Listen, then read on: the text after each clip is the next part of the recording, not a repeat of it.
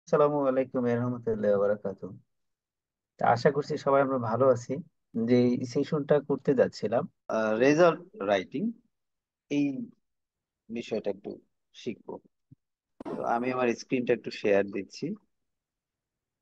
আমরা এক্ষেত্রে একটা অরিজিনাল আর্টিকেলের রেজাল্ট রাইটিং এটা শিখবো। এখানে একটা টেবিল আমরা যদি একটু মার্ক করতে চাই, এই হচ্ছে আমাদের টেবিল।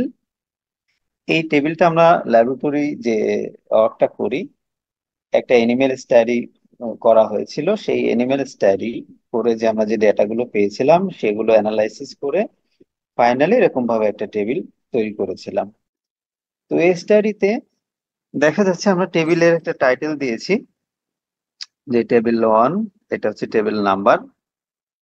এখানে বলা হচ্ছে যে number of square cross by the animals on perforated field in 5 minutes.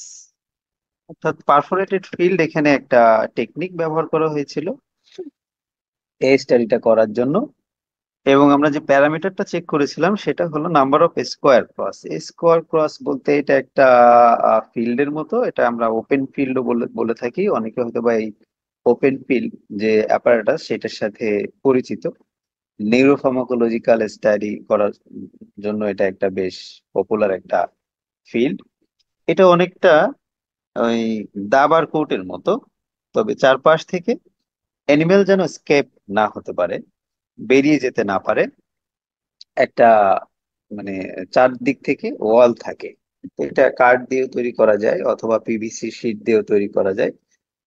তো বেশিরভাগ ওপেন ফিল্ডের এই এই ফিল্ডটা এরকম দাবার মতো করে যে সাদা কালো করে মার্ক করা থাকে না, তবে কিছু কিছু ফিল্ডে আবার এটা থাকে। এখানে আইডিয়ালি 16টা স্কোয়ার থাকে, তবে কিছু কিছু ওপেন ফিল্ড আছে যেখানে 32টা বা 64টাও থাকে। বিশেষ করে র্যাট বা বা গিনি পিগ নিয়ে যখন কাজ করা হয় তখন সেখানে অনেক সময় ওই নাম্বার অফ স্কোয়ার এটা বাড়ানো হয়। প্রত্যেকটা স্কোয়ার একটা নির্দিষ্ট মাপের হয়ে থাকে। কোনোটা ছোট কোনোটা বড় এরকম হয় না। কিছু কিছু ওপেন ওপেন ফিল্ড থাকে যেগুলো আবার সার্কুলারও হয়ে থাকে। তো যাই হোক, এটা এটা মূলত কোন কাজে ব্যবহার করা হয় সেটা যদি একটু বলতে চাই 1 মিনিটে, তাহলে এটা নিউরোলজিক্যাল যে বিহেভিয়ার, বিশেষ করে মোটর অ্যাক্টিভিটি দেখার জন্য এটা ব্যবহার করা হয়ে থাকে। কোনো ড্রাগের বা কেমিক্যাল সাবস্টেন্সের যে মানে নিউরোলজিক্যাল কিছু বিহেভিয়ার, বিশেষ করে মোটর অ্যাক্টিভিটি অথবা এনিমেলের এনিমেলের গ্রুমিং বিহেভিয়ার, মানে ক্লিন করার প্রপার্টি যেটাকে আমরা বলি ক্লিনলিনেস প্রপার্টি, আর একটা আছে রেয়ারিং চাইল্ডিশ প্রপার্টি। এই ধরনের বিহেভিয়ার গুলো আমরা এখান থেকে টেস্ট করতে পারি। তো এই ফিল্ডটা দিয়ে মূলত 3টা প্যারামিটার টেস্ট করা হয়। একটা হচ্ছে নাম্বার অফ স্কোয়ার ক্রস, একটা করা হয় নাম্বার অফ গ্রুমিং, আরেকটা করা হয় নাম্বার অফ রেয়ারিং।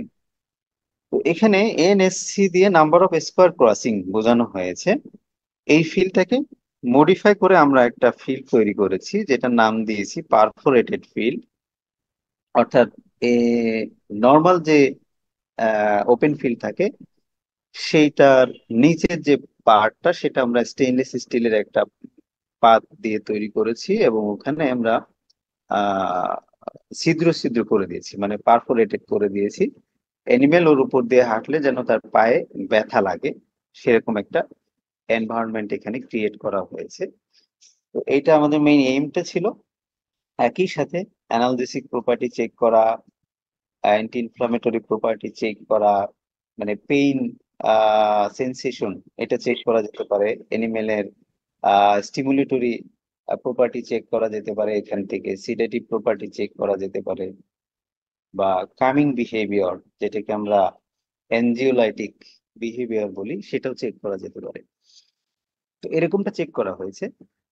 এখানে দেখেন এই বাম পাশে আমরা 5টা গ্রুপ রেখেছি, ট্রিটমেন্ট গ্রুপ। এগুলোকে আমরা চাইলে নাম এভাবে দিতে পারতাম, জি আর ও ট্রিটমেন্ট গ্রুপস। প্রথমটা আমরা কন্ট্রোল গ্রুপ হিসেবে কনসিডার করেছি। অর্থাৎ এখানে একটা ভেহিকেল ব্যবহার করা হয়েছিল, যেই ভেহিকেলটাতে আমরা আমাদের স্ট্যান্ডার্ড ড্রাগ, তারপরে টেস্ট ড্রাগ, এগুলোকে ডিজলভ করেছিলাম। অর্থাৎ এই ড্রাগ গুলোকে ডিজলভ করার জন্য যেই মিডিয়েট আমরা ব্যবহার করেছিলাম, যেই ভেহিকেলটা ব্যবহার করেছিলাম, সেইটার কোনো ইম্প্যাক্ট আছে কিনা সেটা টেস্ট করার জন্য আমরা এই গ্রুপটা নিয়েছি। এটাকে অনেকে আবার নেগেটিভ কন্ট্রোল হিসেবেও কনসিডার করে থাকে। যেহেতু এখানে ইনডিউসার নাই, সেহেতু এটাকে নর্মাল কন্ট্রোল হিসেবেই কনসিডার করতে হবে। এইখানে অ্যানিমেলের যে বিহেভিয়ার আমরা পাবো, সেটাকে রেগুলার বিহেভিয়ার বা বেজাল বিহেভিয়ার অথবা নর্মাল বিহেভিয়ার হিসেবে কনসিডার করতে হবে। অর্থাৎ একটা নর্মাল অ্যানিমেলের যে বিহেভিয়ার, সেটাই আমরা এখান থেকে পেতে পারি।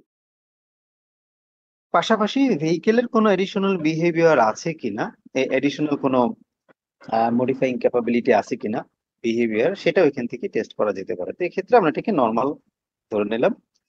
2 নম্বর যে গ্রুপটা আছে সেটাকে দেখানো হচ্ছে যে ডাইক্লো-41, অর্থাৎ ডাইক্লোফেনাক সোডিয়াম। আমরা জানি যে এটা একটা পেইন কিলার ড্রাগ। 41 বলতে বোঝানো হয়েছে এখানে 41 মিলিগ্রাম পার কেজি।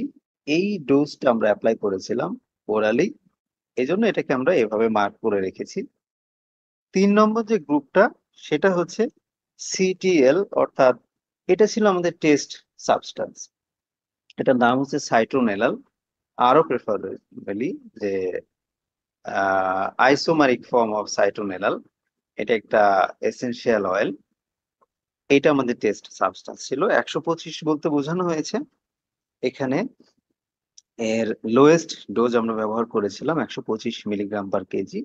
সাইট্রোনেলাল 250, এটা বলতে বোঝানো হয়েছে এটার হাইয়েস্ট যে ডোজ আমরা ব্যবহার করেছিলাম সেটা হচ্ছে 250 মিলিগ্রাম পার কেজি। এবং ফাইনালি আর একটা গ্রুপ আমরা এখানে নিয়েছি, সেটা হচ্ছে আমাদের যে রেফারেন্স ড্রাগ ছিল diclofenac sodium, standard pain killer একটা ড্রাগ মার্কেটে অ্যাভেলেবল। সেইটার সাথে আমরা আমাদের যে টেস্ট ড্রাগ সাইট্রোনেলাল, সিটিএল, এটার একটা কম্বিনেশন দিয়েছি।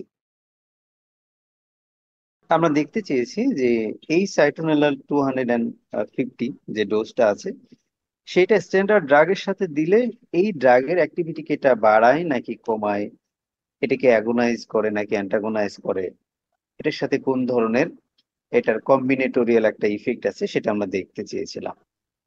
এখন ডান পাশে যে রেজাল্ট আমরা দেখছি, NSC means number of square crossing বা নাম্বার অফ স্কোয়ার ক্রস। তো এখানে আমরা প্রথমে যেটা দেখছি যে ভেহিকেল গ্রুপের 78.33, অর্থাৎ আমরা যখন 5 মিনিটে এনিমেলকে এই ফিল্ডের মধ্যে ছেড়ে দিয়েছিলাম, তখন অ্যাভারেজে 6টা এনিমেল ছিল এক একটা গ্রুপে। তো এক একটা এনিমেলের এক এক ধরনের স্কোয়ার ক্রসিং ছিল, সেগুলোকে আমরা অ্যাভারেজ করেছি। তার সাথে সেই ভ্যালুগুলোর এখানে আমরা স্ট্যান্ডার্ড ডেভিয়েশনটাও অ্যাড করে দিয়েছি। এখানে এই যে স্ট্যান্ডার্ড, এই পাশে যে ভ্যালুটা দেখা যাচ্ছে এটা স্ট্যান্ডার্ড ডেভিয়েশন, অর্থাৎ এই ভ্যালুটা থেকে কতটুকু কম বা কতটুকু বেশি, সেই রেজাল্টটা এখানে আছে। তো দেখেন কন্ট্রোল গ্রুপের number of square crossing 78.33। Diclofenac sodium যখন আমরা ব্যবহার করেছিলাম তখন এখানে ভ্যালুটা এসেছে, অ্যাভারেজ ভ্যালুটা এসেছে 40.67, অর্থাৎ কন্ট্রোল গ্রুপ থেকে বেশ কম, প্রায় অর্ধেক পরিমাণ কম। যখন আমরা এই টেস্ট ড্রাগ গুলো ব্যবহার করেছিলাম 125 এবং 250 milligram per KG oral dose, তখন দেখছি একটা গ্রুপে যেটাতে কম ডোজ নেওয়া হয়েছিল 125 মিলিগ্রাম পার কেজি, সেখানে 57.33 নাম্বার অফ স্কোয়ার ক্রসিং। আর যেখানে 250 মিলিগ্রাম পার কেজি ডোজ ব্যবহার করেছিলাম সেখানে এসেছে 40.50, অর্থাৎ প্রায় অর্ধেক। এই রেজাল্টটা diclofenac sodium 41 milligram per KG এর চাইতেও কিন্তু কম কিছুটা। মানে এখানে ছিল 40.67, এখানে 40.50। তারপর যখন আমরা কম্বিনেশন নিয়েছি তখন দেখা গেছে যে এই ভ্যালুটা এসেছে 32.57। এখন এটা হচ্ছে আমাদের টেবিলের সেই রেজাল্টটা। এডিশনালি টেবিলে আমরা যে ইনফরমেশন গুলো অ্যাড করেছি, যেমন এই আমরা এখানে ভ্যালু গুলো কোন ফরম্যাটে রেখেছি, ভ্যালু গুলো আমরা এখানে এক্সপ্রেস করেছি mean plus minus standard deviation, number of animal কয়টা ছিল প্রত্যেকটা গ্রুপে ইকুয়াল ছিল, প্রত্যেকটা গ্রুপে 6টা করে এনিমেল ছিল সেটা দিয়েছি। এই এই যে ডেটা আমরা এখানে শো করেছি সেটা এখানে কোন সফটওয়্যার দিয়ে বা কোন ধরনের প্রোগ্রাম দিয়ে, ওই সফটওয়্যারের কোন ধরনের প্রোগ্রাম দিয়ে আমরা এটাকে স্ট্যাটিস্টিক্যাল ক্যালকুলেশন গুলো করেছি সেগুলো আমরা এখানে বলেছি। তারপরে আমাদের এখানে কত পার্সেন্ট কনফিডেন্স ইন্টারভ্যাল ছিল, 95% কনফিডেন্স ইন্টারভ্যাল ছিল, এবং পি ভ্যালু ছিল আমাদের এখানে কত, লেস দেন 0.05, যে পি ভ্যালু সেটাকেই আমরা সিগনিফিকেন্ট ভ্যালু হিসেবে কনসিডার করেছি। অর্থাৎ আমরা যদি 100 বার এই টেস্টটা রিপিট করি তাহলে 5 বার মাত্র এখানে ডেভিয়েশন হবে, ডেটা 95 টাইমস এটা একই রকম ডেটা দিবে আমাদের, এটা মেন করে এটা। এনএসসি মিনস কি ছিল এখানে গ্রুপের এর মধ্যে, সেটাকেও আমরা এখানে ইলাবোরেট করে দিয়েছি যে নাম্বার অফ স্কোয়ার ক্রস ডাইক্লো 41 বলতে কি বোঝানো হয়েছে, ডাইক্লোফেনাক সোডিয়াম 41 মিলিগ্রাম/কেজি, সেটা আমরা লিখে দিয়েছি। এবং পাশাপাশি আরো কিছু আছে যেমন সিটিএল, তো এটা চাইলেও আমরা এখানে ইলাবোরেট করতে পারতাম, এটাকে একটু ডিফারেন্ট ভাবে আমরা এখানে ইলাবোরেট করে দিয়েছি ভিতরে। এরপর এখানে দেখেন ছোট ছোট যে সুপারস্ক্রিপ্ট হিসেবে কোন কয়েকটা লেটার দেয়া হয়েছে, যেমন এ বি এবং সি ব্যবহার করা হয়েছে। তো এ বি সি এর মিনিংটা কি, যখন আমরা এ বলতে বোঝাচ্ছি যখন আমরা এই কন্ট্রোল গ্রুপের সাথে এই ডেটাগুলোকে, এই গ্রুপের ডেটাগুলোকে কম্পেয়ার করেছি, তখন এইটার সাপেক্ষে এই ডেটাগুলো সিগনিফিকেন্ট ছিল কিনা, অর্থাৎ সিগনিফিকেন্টলি ওই গ্রুপের সাপেক্ষে এখানে অ্যানিমেলের নাম্বার অফ স্কোয়ার ক্রসিং কমেছে কিনা। তো যেহেতু সবগুলো কমেছে, এই জন্য সবগুলো ভ্যালুর মাথায় দেখেন এ দেয়া হয়েছে। এই এটা মিন করে যে এই গ্রুপের ডেটাগুলো কন্ট্রোল গ্রুপের ডেটার সাপেক্ষে আপনার সিগনিফিকেন্টলি কম। আচ্ছা, বি গ্রুপ বলতে আমরা বুঝিয়েছি যে সাইটোনেলাল এই গ্রুপটা 125-এর সাপেক্ষে কোন কোন 125 অর্থাৎ এই ভ্যালুটার সাপেক্ষে কোন কোন গ্রুপের নাম্বার অফ স্কোয়ার ক্রসিং কম। বেশি হলে সেটা সিগনিফিকেন্ট হবে না, কম হতে হবে। যেহেতু এখানে অ্যানিমেলের স্কোয়ার ক্রসিং যত কম হবে আমরা বলছি যে তার কামিং বিহেভিয়ারটা তত বেশি, বেশি হলে সেটা কামিং বিহেভিয়ার হলো না, সেটা বরং উল্টা ঘটনা ঘটলো। তাহলে সিগনিফিকেন্স লেভেলটা আমাদের সেভাবে মেজার করতে হচ্ছে। এখন দেখেন এই 57.33 থেকে যেখানে যেখানে ভ্যালু কম আছে, যেমন 40 এটা কম, তাহলে এখানে বি উঠবে, যেহেতু এই গ্রুপকে আমরা বি হিসেবে কনসিডার করছি, যে এইটার সাপেক্ষে বি। এখানেও কম হবে, এখানেও কম হবে, যার কারণে এখানেও বিটা আমরা দিয়েছি, এখানেও বিটা আমরা দিয়েছি। এবং ফাইনালি আমরা সি বলতে বুঝিয়েছি যে সাইটোনেলাল 250 এই গ্রুপটা, অর্থাৎ এই গ্রুপের সাপেক্ষে কোন গ্রুপের নাম্বার অফ স্কোয়ার ক্রসিং কম। এখানে একমাত্র একটা গ্রুপই পাওয়া গেছে, এই কম্বিনেশন যে গ্রুপটা আছে সেটা দেখেন যে 40.50 চেয়ে এই ভ্যালুটা আরো কম, অর্থাৎ এনিমেলের কামিং বিহেভিয়ার এখানে আরো বেশি ভালো পাওয়া গেছে, সে কারণে এখানে আমরা সি তুলে দিয়েছি। তো দেখ, এটা গেল টেবিলের ব্যাপার। এখন এই টেবিল থেকে এই ডেটাগুলোকে আমরা কিভাবে রেজাল্ট আকারে লিখতে পারি। এই যে এ আমরা দিয়েছি, আর এই এটা ছিল আমাদের কম্পারিজন করা হয়েছিল কন্ট্রোল গ্রুপের সাপেক্ষে। তাহলে কন্ট্রোল গ্রুপের সাপেক্ষে আমার এই ডাইক্লোফেনাক সোডিয়াম এই গ্রুপে, স্ট্যান্ডার্ড গ্রুপে নাম্বার অফ স্কোয়ার ক্রসিং কম। প্রথমে চাইলে আমরা এই কথাটা লিখে নিতে পারি, এই জন্য আমি এখানে এই কথাটা লিখেছি যে ডাইক্লোফেনাক সোডিয়াম 41 সিগনিফিকেন্টলি, তো সিগনিফিকেন্স লেভেলটা আমরা এখানে দিয়ে নিলাম পি লেস দেন 0.05। যদি কারো এরকম হয় significance level P less than 0.02 অথবা পি লেস দেন 0.01, তাহলে সেটা মেনশন করতে হবে সিগনিফিকেন্স লেভেলটা। Diclofenac sodium 41 significantly decreased NSC number of square cross. এখন কত ভ্যালু সেটা আমরা দিয়ে দিলাম, এই গ্রুপের যে ভ্যালুটা সেটা আমরা এখানে দিয়ে দিলাম, ডাইক্লোফেনাকের যে গ্রুপের যে ভ্যালুটা বা 40.67 plus minus 3.82 when compared to the control গ্রুপে যে ভ্যালুটা ছিল সেটা আমরা ব্র্যাকেটের মধ্যে দিয়ে দিলাম অ্যানিমেলস। অর্থাৎ এখন সুন্দর করে যদি পড়তে চাই তাহলে এমন হবে ডাইক্লোফেনাক সিগনিফিকেন্টলি রিডিউসড বা decreased number of square cross when compared to the control group animals। কথাটা এভাবে আমরা লিখতে পারি। আচ্ছা, এরপর আমরা যেটা লিখতে পারি সিএলটি গ্রুপের রেজাল্টটাতে আমরা একটু হাইলাইট করে দেখি এটা কি কি করেছে। এখানে আমরা দেখতে পাচ্ছি যে লোয়েস্ট ডোজে যে ভ্যালুটা আছে হাইয়েস্ট ডোজে তার চেয়ে আরো কম ভ্যালু, অর্থাৎ এটা ডোজ ডিপেন্ডেন্টলি কিন্তু নাম্বার অফ স্কোয়ার ক্রসিং এই বিহেভিয়ারটা কমিয়ে দিয়েছে। তাহলে আমরা এখানে লিখতে পারি সাইট্রোনেলাল also significantly reduced the NSC parameter as compared to the control group in a dose dependent manner। অর্থাৎ আমরা যখন কন্ট্রোল গ্রুপের সাথে এই ভ্যালু দুটোকে কম্পেয়ার করি তখন দেখতে পাচ্ছি যে citronellal dose dependently number of square crossing যে প্যারামিটার সেটা কমিয়েছে। কার সাথে কম্পেয়ার করেছি? যখন আমরা কন্ট্রোল গ্রুপের সাথে কম্পেয়ার করেছি, তো সেই ভ্যালুটা আমরা এখানে সেটা আমরা লিখে দিলাম। আচ্ছা, আরো আমরা কিছু এখানে লিখতে পারবো তাহলে, যেমন এই গ্রুপের ডেটাটা যখন আমরা লিখতে যাব তখন আমরা দেখছি যে এই গ্রুপটা কম্পাইল করা হয়েছে এইটা এবং এটা নিয়ে। এটার ইন্ডিভিজুয়াল ভ্যালু দেখেন 40.67 আর এটার ইন্ডিভিজুয়াল ভ্যালু ছিল 40.50। যখন কম্বিনেশন দিয়েছি তখন এদের ইন্ডিভিজুয়াল যে গ্রুপের রেজাল্ট ছিল তার চেয়ে কিন্তু কমে গেছে, এটার চেয়ে কমে গেছে। তাহলে এটাকে আমরা এভাবে লিখতে পারি যে diclofenac sodium 40 on when combined with CTL 250 reduced the NSC of the animals significantly compared to the individual treatment groups। individual treatment groups বলতে আমরা বুঝিয়েছি এইটা, এই জন্য আমরা এটাকে লিখে দিয়েছি। আর একটা গ্রুপ ছিল এটা, এই জন্য আমরা এটাকেও এখানে লিখে দিয়েছি। এই যে রেজাল্টটুকু আমরা লিখলাম সেটার রেফারেন্সটা কি?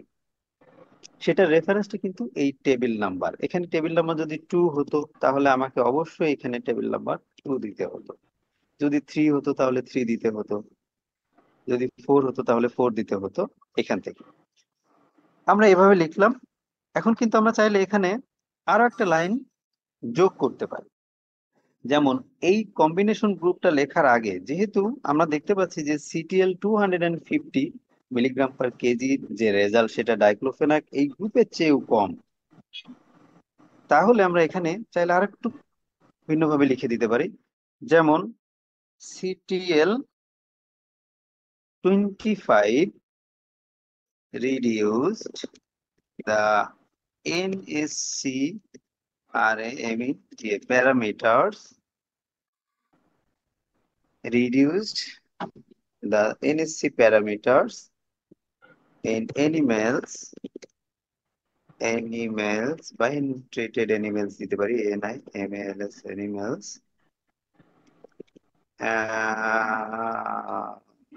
reduced the NSC parameters in animals than the standard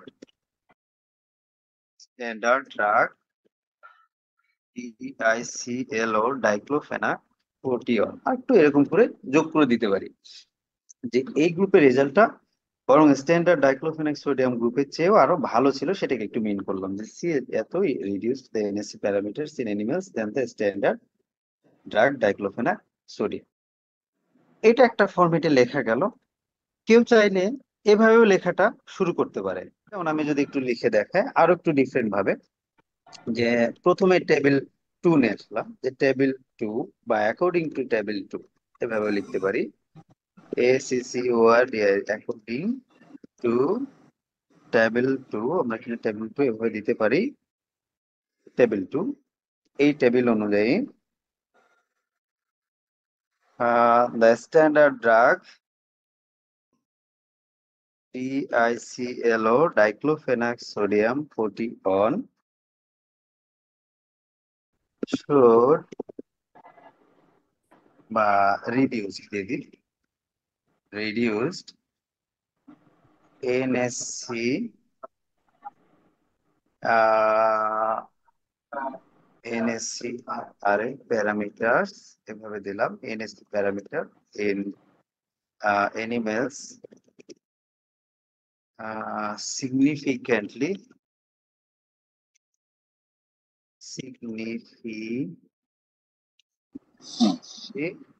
significance লেভেলটা আমরা এখানে দিয়ে দিলাম p less than 0.05 when compared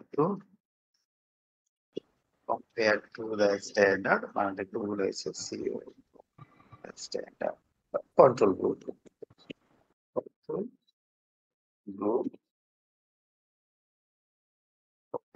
control গ্রুপের ডেটাটা আমরা চাইলে এখানে একটু দিয়ে দিতে পারি আর এই গ্রুপের ডেটাটাও আমরা এখানে একটু দিয়ে দিতে পারি এই ক্ষেত্রে ডেটা লেখার সময় আমার এ বি সি এগুলো কিন্তু নিয়ে আসা লাগবে না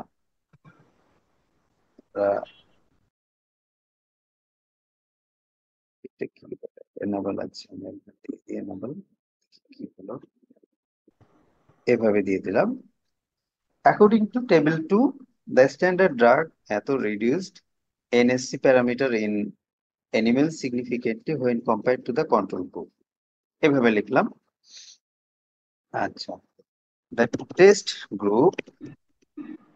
test groups CTL on 25 and CTL দিতে পারি টেস্ট গ্রুপস এখানে আমরা ব্র্যাকেটের মধ্যে দিয়ে দিই বরং CTL on 25 and CTL 250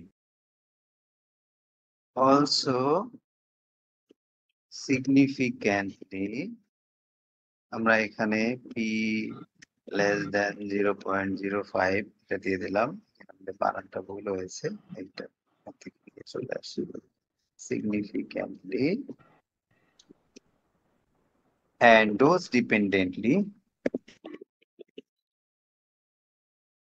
dependently reduced the NSC when compared to the control group animals এভাবে দিতে পারি চাইলে আরেকটু জোর করে দিতে পারি ফায়ার আরেকটু দূরে দিতে পারি কমপ্লেক্স করে fire CTL at high dose mention করে দিলাম CTL 250 showed better effect than the reference drug DICL or diclofenac এভাবে লিখে দিতে পারি ফাইনালি যেটা লিখতে পারি ধরেন আমরা এখানে যেমন বলেছিলাম যে diclofenac when combined with city CLT এত আমরা এখন সহজ করে এটা নিয়ে চলে আসতে পারি কম্বিনেশন গ্রুপটা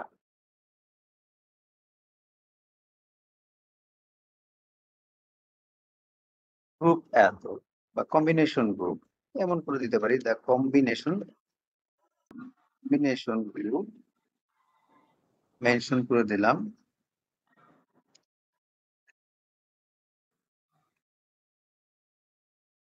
also significantly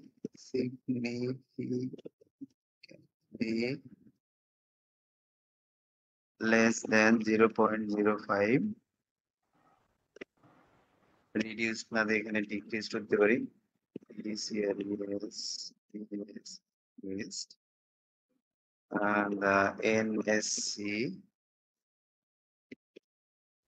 parameter in animals then they are the individually treatment groups আমরা ট্রিটমেন্ট গ্রুপস গুলো চাইলে এখানে নাম দিতেও পারি অথবা নাও দিতে পারি তো আমি এটাকে এখানে কপি করে নিয়ে গেলাম, খুব সহজে এত এত লিখে দিলাম। এখানে কোনো সাজেশন বা কোনো কিছুই দেওয়ার দরকার নেই। এভাবে আরো একটা রেজাল্ট কিন্তু আমরা এখান থেকে লিখতে পারি। এখানে কিছু গ্রামাটিক্যাল এরর থাকতে পারে, সেটাকে আমরা খুব সহজে চেক করে ফেলতে পারবো। এটা ফরম্যাটের রেজাল্টটা লিখে দেখালাম। তা আমরা যেটা বলছিলাম যে এই যে রেজাল্ট যেটা লিখলাম, এখানে গ্রামাটিক্যাল অনেক এরর থাকতে পারে। এটি নিয়ে ঘাবড়ানোর কোনো কারণ নেই। আমরা যে কোনো একটা প্ল্যাটফর্মে চলে যেতে পারি, এখান থেকে কিন্তু ইজিলি চেক করে ঠিক করে নিতে পারি। এবং এখানে টেবিলটা বড় করতে বলতেছে, আচ্ছা করলাম, এখানে দেয়া দিতে হবে কন্ট্রোলে এইভাবেই থাক, আমরা যেহেতু কন্ট্রোল ওখানে ওভাবেই রেখেছি, at a high dose better a better than, এখানে কম্পেয়ার টু দিলে ভালো হয়, ট্রিটমেন্ট এখানে ট্রিটেড দিলে ভালো হয়। তো আমরা ঠিক আছে এতটুকু এবার কপি করে নিয়ে এসে আমাদের সেই মেইন ফাইলে এখানে ছেড়ে দিতে পারি, তাহলে রেজাল্টটা লেখা হয়ে গেল। এটাকে চাইলে আরো অনেক ভাবে লেখা যেতে পারে। যেমন according to the table two, এরকম এই কথাটা না দিয়ে আমি যদি এরকম করে লিখি যে table two suggest, S U suggest that, এভাবে দিয়ে শুরু করতে পারি। That the standard drug diclofenac sodium reduced the NSC parameter in animals significantly when compared to the control group, এভাবে লিখে রাখলাম। তারপর আমরা এখান থেকে চলে গেলাম টেস্ট গ্রুপ সিএলটি এত and এত at significantly, বা অথবা আমি এইভাবে দিয়ে দিলাম the test drug বা টেস্ট সাবস্টান্স সিএলটি, এভাবে দিলাম এটা না লিখে। Also significantly and dose dependently reduced the NSC parameter when compared to the control group animals বা control groups, শুধু এভাবে দিলাম। Where CLT at a high dose shows a better effect than the reference drug diclofenac sodium 41, এভাবে দিতে পারি। অথবা এখানে চাইলে সিএলটি এটা মেনশন না করে আমি শুধু ডোজটা মেনশন করতে পারি, মিলিগ্রাম পার কেজি। এটা ওরাল ছিল, পি ডট ও ডট, চাইলে কেউ এখানে পার ওরাল এটা দিতে পারে। বিভিন্ন ভাবে এটা লেখা যেতে পারে। তারপর আমরা আরেকটা লাইন লিখলাম, the combination group diclofenac sodium also significantly decreased the NSC parameter in animals compare to the individually treatment groups. এতটুকু লিখে আমি যদি চলে যাই, তাহলে রেজাল্টটা কিন্তু লেখা হয়ে যাবে। তারপর আমি এখান থেকে গিয়ে আমার যে যে ফন্টে রাখা দরকার, যে ফন্ট সাইজে রাখা দরকার, অথবা যদি এটার আরো কোনো কিছু করার থাকে কিনা সেগুলো, যেমন প্যারাগ্রাফ ঠিক করার, এগুলো আমি করতে পারি। প্রবাবিলিটি ভ্যালু আমরা বোঝাই যে এটা বলতে বোঝাচ্ছে 0.05, মানে আমরা 95% কনফিডেন্স ইন্টারভ্যালে কিন্তু ওখানে নিয়েছি।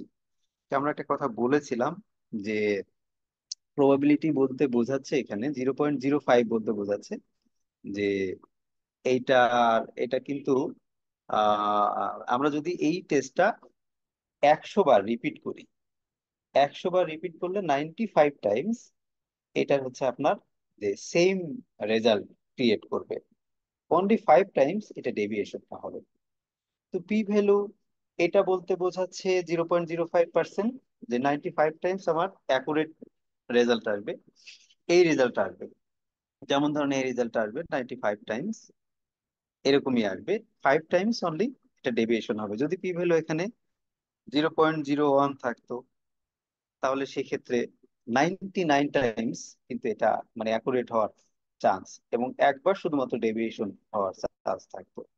যদি 0.02 থাকতো, তাহলে 98 টাইমস এটা অ্যাকুরেট হওয়ার চান্স থাকতো, অনলি 2 টাইমস এটা ডেভিয়েশন হওয়ার চান্স থাকতো। এটা এটা আসলে ল্যাবে তো, যেমন ধরেন এটা তো 6টা এনিমেল নিয়ে করা হয়েছে, 100টা এনিমেল নিয়ে কিন্তু করা হয় নাই, বা 50টা এনিমেল নিয়ে করা হয় নাই। তো আমরা যখন এনিমেল সংখ্যা এখানে বাড়িয়ে নিই, তখন দেখা যায় আরো মোর অ্যাকুরেট রেজাল্ট আসে। এটা একটা হাইপোথিসিসই ধরতে হবে, অ্যাকুরেসি ঠিক ওইভাবে ধরা যায় না, এটা সফটওয়্যার বেসড একটা হাইপোথিসিসও ধরা যায়। এবং সফটওয়্যার এটা আপনাকে সেট করে দিতে হবে যে আপনি কত পার্সেন্ট কনফিডেন্স ইন্টারভ্যাল চাচ্ছেন, এটা কি 96% নাকি 95% নাকি 85%, সেটা দিলে তখন এরকম ভ্যালু গুলো অটোমেটিক্যালি আপনার রেজাল্টের উপর বেস করে কিন্তু ওখানে দিয়ে দিবে।